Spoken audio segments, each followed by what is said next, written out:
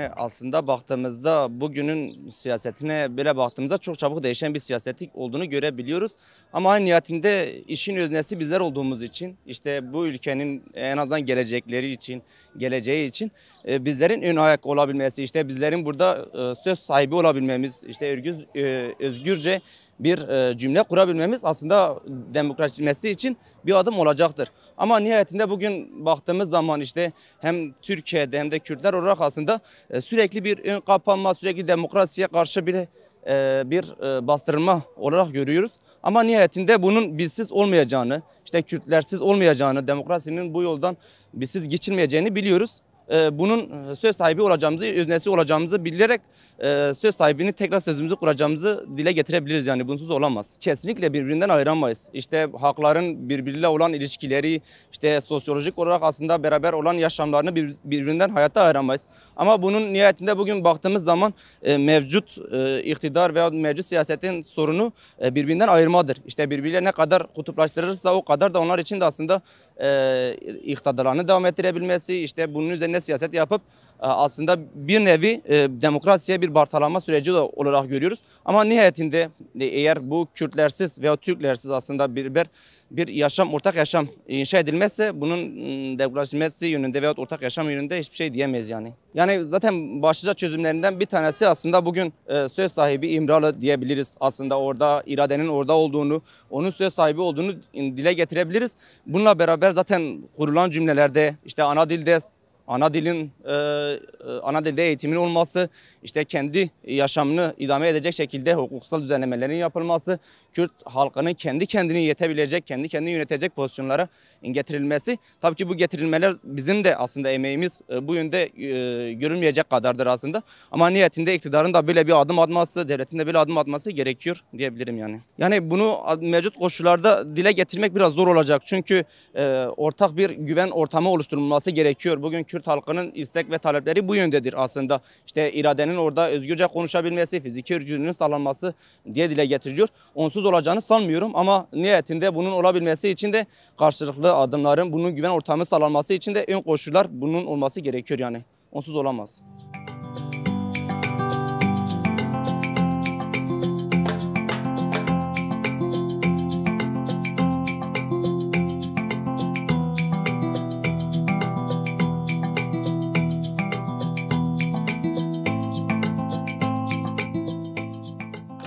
Bana sorarsanız aslında içimizde olan o hukuk sistemini bir şekilde düzeltmemiz gerekiyor.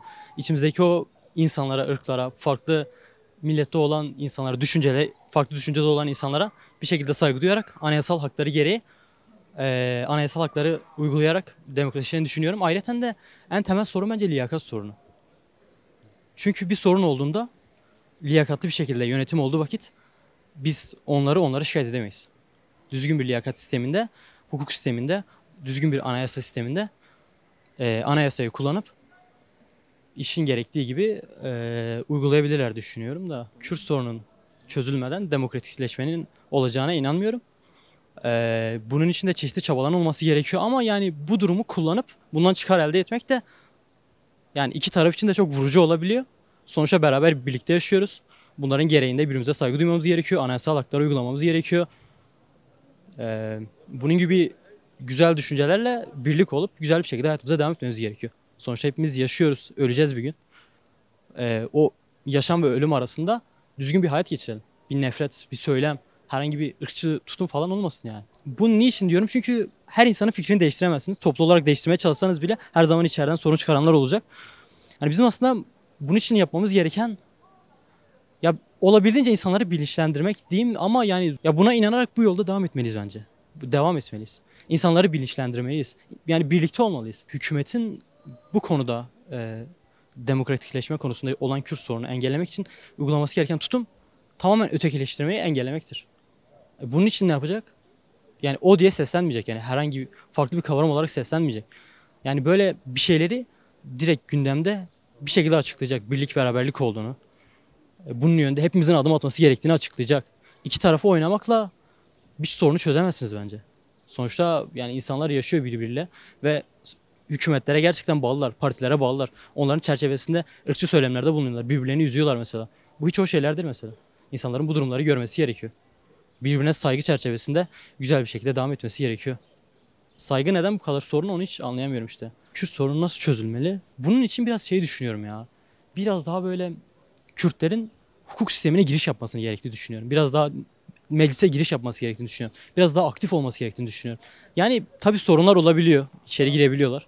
Ama yani yılmamak gerekiyor. Sürekli olabildiğince etkileşime gitmemiz gerekiyor. Ya aslında işte şu an bizim Türkiye durumuna baktığımız vakit yani yoğun bir şekilde ayrışma var. Irkçılık var, faşistlik var. Bunlar üzerinde insanlar sürekli kendini empoze ediyor. Sürekli kendini empoze ediyor bu düşünceleri ve sürekli nefret, içinde nefret barındırıyor. Aslında bu nefret iki tarafa da zarar veriyor. Hem kendisini yıpratıyor hem karşı tarafı yıpratıyor. Aslında bu konudaki politikaların biraz daha yumuşatılması gerektiğini düşünüyorum.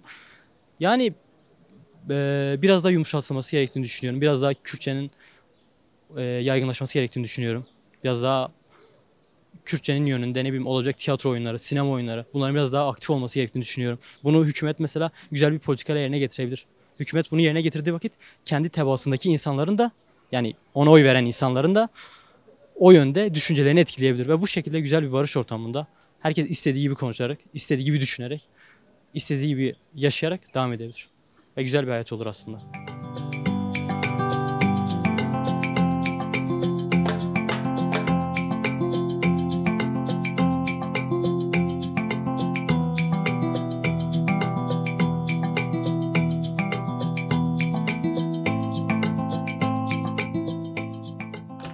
Türkiye öncelikle eşitlik yerine adalet yönünden zengin olması lazım ve Türkiye'de adalet olmadığını düşünüyorum. Bireylerin haklarının hepsinin eşit bir şekilde yani adaletli bir şekilde bireylere dağıtılması lazım ama pek yani insan hakkını aradığında ulaşamıyor. Bu da adaletsiz bir ülke olduğunu gösteriyor. Yani Türkiye'nin demokratikleşmesinin yani önünün açılmasının sebebi adaletsizlik. Eğer adalet olursa demokratikleşebilir. Türkiye'de evet Kürtlük ayrımı da yapılıyor ve yani hepsi aynı bir millet, hepsi aynı bir Türkiye içerisinde yer alıyor. Yani ayrım yapılmaması da lazım. Yani o Kürtmüş, bu Türkmüş diye ayrım yapılırsa zaten bir ülke gelişemez. Yani bu sorunun kalkması lazım. Kürtlere kötü bir yaklaşım var. Yani neden Kürt'ü kötü gösterirsiniz ki? Yönetim biçimi. Yani şimdi başka ülkelere baktığımızda bizim ekonomimiz çok kötü.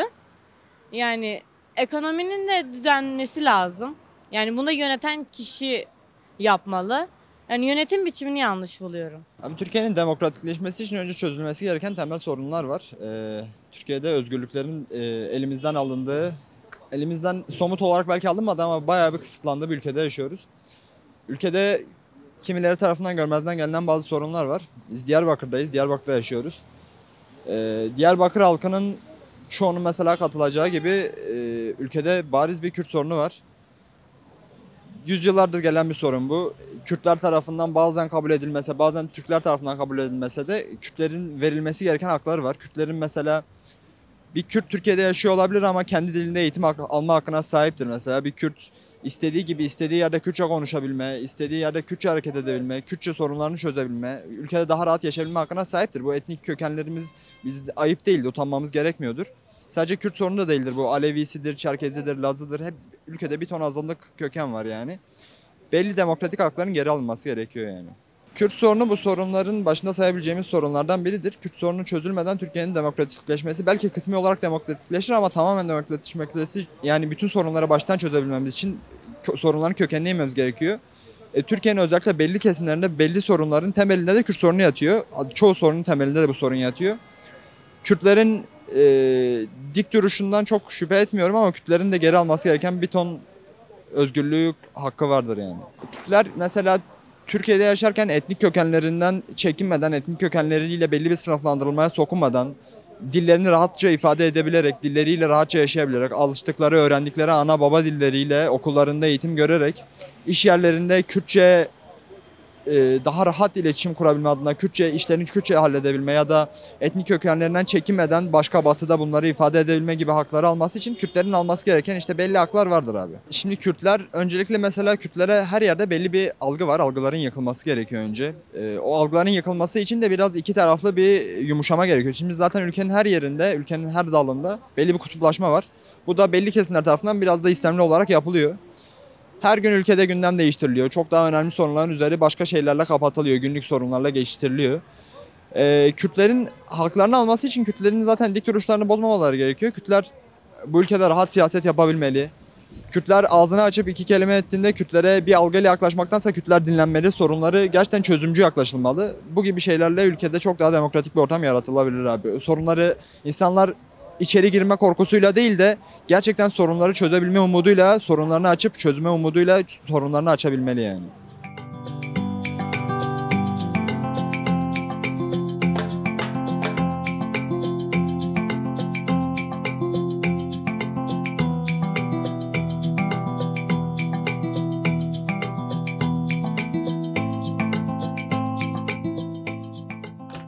Öncelikle ben buradan Sırrı Süreyya Önder'in ailesine ve sevdiklerine başsağlığı diliyorum.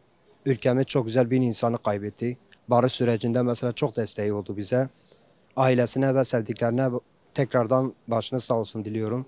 Mesela Kürt sorunu ortada. Kürt sorunun kalkması için anayasal haklarının verilmesi lazım. Kimlik olsun, adalet olsun. Şimdi mesela ülkemiz anayasanın dışına bile çıkıyor.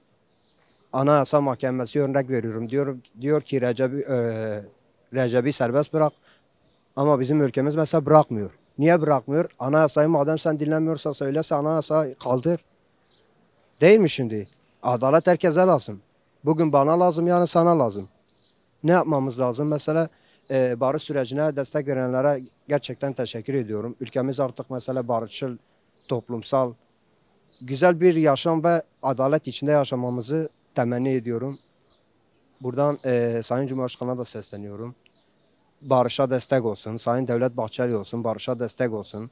Çünkü Sırrı Süreyya Önder çok güzel bir iz bıraktı. Onun devamını gelmesini istiyoruz. Gerçekten istiyoruz. Zaten ekonomimiz düzelsin. İşsizlik sorunu ortadan kalksın. Şimdi mesela Türkiye'nin bu savaşa ekonomi anlamda çok yatırım yapıyor. Ülkenin mesela geliri hepsi gidiyor ki silaha gidiyor, tanka gidiyor, tüfeğe gidiyor, bombaya gidiyor.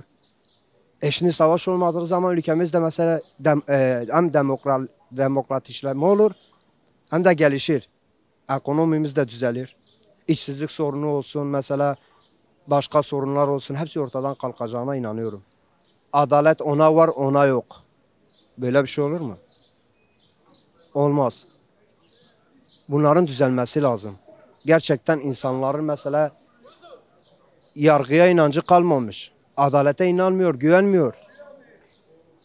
Nasıl güvenecek mesela? Çünkü gücü yok. Örnek veriyorum, Abu zengindir. Adalet ona işler ama fakir olduğu zaman adalet işlemez. Şimdi böyle olduğu sürece hani nasıl olacak? Olur mu sizce? Olmaz. Ülkemizin ben istiyorum ki mesela savaş olmasın, demokratikleşme olsun, herkesin hakkı verilsin, herkesin adaleti yerinde sağlansın. Sağlansın ki bu sorunlar hepsi ortadan kalkar.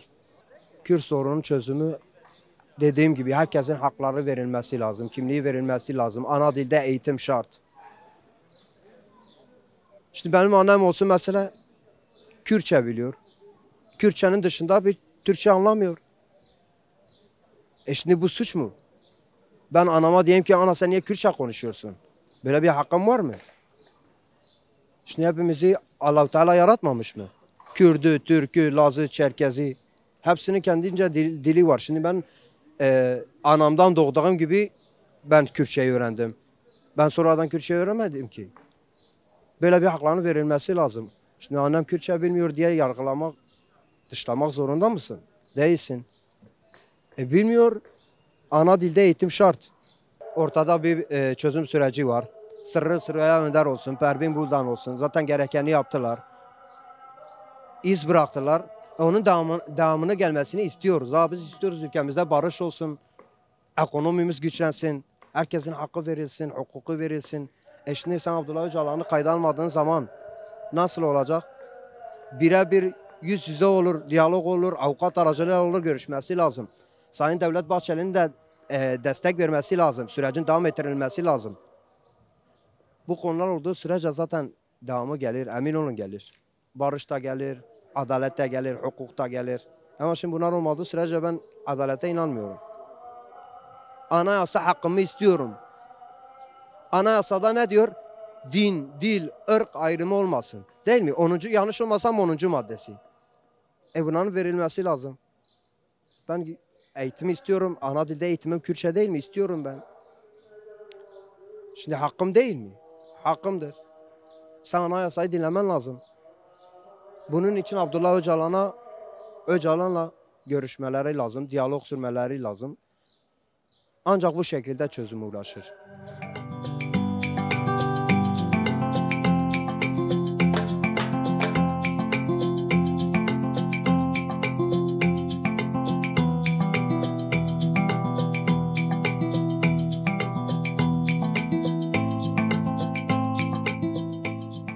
Türkiye Orta Doğu aklından çıkarak demokratikleşir, batılılaşarak. Batılılaşmaktan kastım kültür ve kimliğini kaybetmeden tabii ki de. Aynı zamanda demokratikleşmenin temel öncülerini de sayarsak eğer, mesela örneğin Süreyya Önder, Allah ona rahmet etsin. O da bunların öncülerinden bir tanesiydi ve bunun için çok çabaladı ve kalbi buna yetmedi. Kalbi buna yetmedi. Yani aydınların, sivil toplum kuruluşların, kimlik ve coğrafyanın kültürel durumunu dikkate alarak demokratikleşebiliriz. Bununla ilgili örnek verilecek onlarca gelişmiş ülkeler var ki ve Türkiye'de gelişmekte olan ülkeler arasında olan bir ülkedir. O yüzden kardeşlik bağları içerisinde demokratikleşebileceğimize inanıyorum. Bu ekonomiyle değil. Yani zaten demokratikleşme oluştuğunda ekonomimiz de gelişmiş olur. Bana göre Orta Doğu'da Kürt sorunu çözülmeden Orta Doğu hiçbir şekilde refaha ulaşamaz. Çünkü Orta Doğu'nun tamamında Kürtler var. Batı'da da Kürtler var. Bence yani Asya ülkelerini çıkarırsak eğer, Kürtlerle barış sağlanmazsa öncelikle Orta Doğu'ya barış gelmez. Ve sosyal refah da gelmez. Bana göre Kürt sorunu temel bir anayasanın gerçek olarak işlemesiyle oluşur. Yani örnek veriyorum, çocuk hakları, kadın hakları, kadının işe kazandırılması konusunda, ondan sonra liyakat, en önemlisi liyakatın oluşması. Yani evet, şimdi öncelikle demokratikleşmenin temel öncüsü şu anda konjonktürel durumda bir açılım sürecinden söz ediliyor. Herkes farklı bir isim söylendiriyor. Öncelikle ağır hastaların serbest bırakılması, siyasi tutsaklarla ilgili bir belirsizliğin belirlenmesi, ondan sonra Kürt kültür ve kimliğinin korunması ve hangi açıdan korunabileceği konusunda yasaların mecliste konuşularak, tartışılarak pratiğe geçilmesi ki Süreyya Önder abimizin de en büyük isteklerinden bir tanesi buydu. Ki Kürtlerin de Türklerin de en çok barışa, kardeşliğe hasret duyduğu 1000 yıldır buna ihtiyacımız olduğunu düşünüyorum. Yani Türkiye, Orta Doğu ve Batı'nın en önemli, en temel stratejik ülkesine sahibiz yani biz. Demokratik sürecinde benim beklentim şudur. Birincil önemli olan şey ana dilde eğitim. İkincisi siyasi tutsakların serbest bırakılması. Üçüncüsü herkesin her dilde, her kültürde kendi tanımlayabilmesi. Vicdan üstünlüğü, kültürel üstünlüğünü korumaya alınması ve bunu pratikleştirilmesi. Yani ben demokrasi diye düşündüğümde yani kişilerin alanına saldırmadan her şeyi özgürce yapabileceğine inanan kişilerdenim.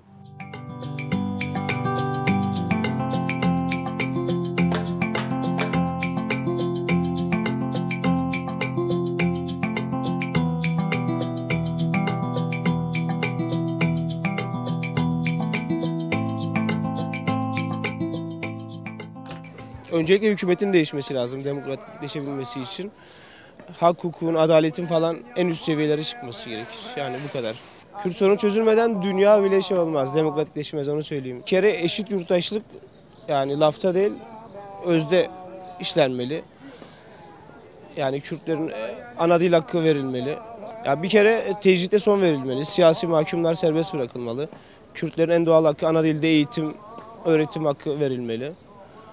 Yani bunların olması bile yeterlidir ilk süreçte. Abi valla öncelikle bu tek dil, tek ırk, tek şey onun kalkması lazım. Hepimiz birlik beraberlik içinde yaşamak istiyoruz. Hani bu kalkmadıkça bu sorun çözülmez. Hani tek zihniyet de olmuyor. Hani biz istiyor şehrimizde, ülkemizde rahat gezelim. Şimdi ben kendi şehrimde rahat gezemezsem, misal diyelim ki buraya bir turist geliyor, bilmem dışarıdan bir misafir geliyor, çok güzel karşılanıyor. Ama başka şehirler ya da başka ülkeler bunu bizim gibi yapmıyorlar. O kadar misafirperver, o kadar şey değiller. Öncelikle bu zihniyetten çıkmaları lazım zaten. Bu zihniyetten çıkarlarsa zaten ülkenin bir problemi kalmaz diye düşünüyorum. Hani zihniyeti biraz genişletseler, tek bir zihniyet üzerinden gitmeseler bu sorun çözülür. Demokratikleşir yani ülkemizde, şehrimizde. Kürt sorunu deyince ülkede biz bayağı baskı yiyoruz abi. Bayağı baskı yiyoruz ama bizim milletimiz şimdi dediğim gibi farklı gelen insanlara yani güzel karşılıyorlar, şey yapıyorlar. Ama bazı zihniyetler var, onu yapmıyorlar.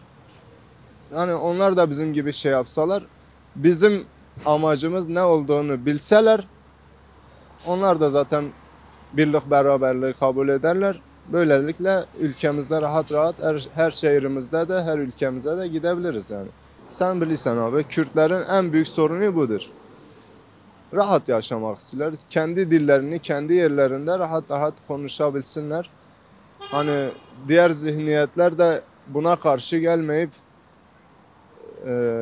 deseler ki kardeşiz, birlik beraberlik yapsalar bu ülke demokratikleşir bence.